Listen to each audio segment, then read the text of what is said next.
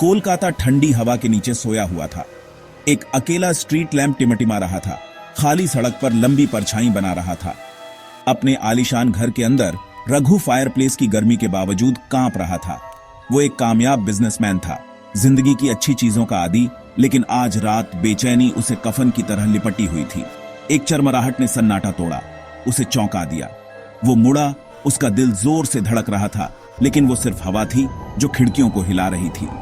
उसने अपने सामने बैलेंस शीट पर ध्यान देने की कोशिश की, लेकिन नंबर उसकी आंखों के सामने तैर रहे थे। दरवाजे से एक हल्की खांसी ने उसे उछाल दिया। उसका वफादार नौकर रामू एक चांदी की ट्रे में एक खत लिए खड़ा था।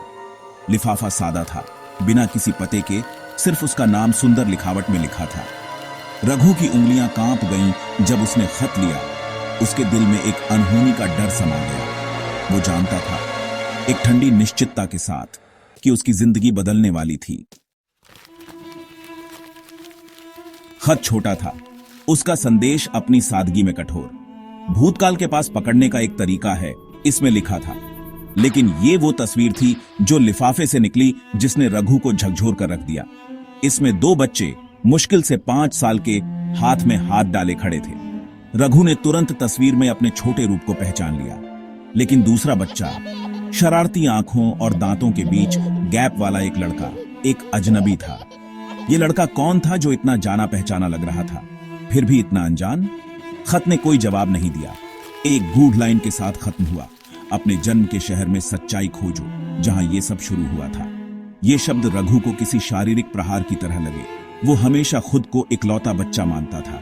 अब ये तस्वीर, ये खत उसकी जिंदगी के ताने बाने को उधेड़ने की धमकी दे रहा था।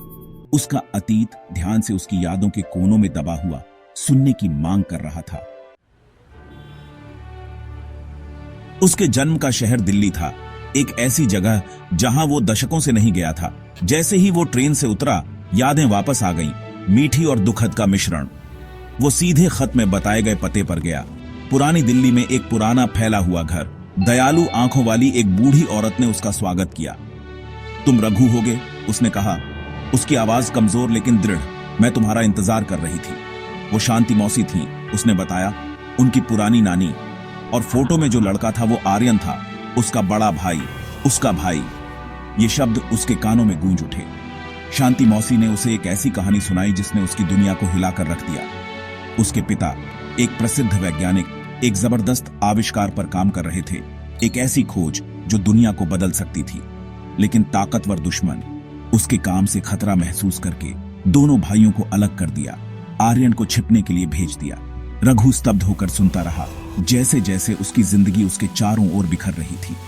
उसका एक भाई था, एक परिवार जिसके बारे में वो कभी नहीं जानता था, और उसके पिता, जिस आदमी को वो जानता था, वो रहस्य में डूबा हुआ था।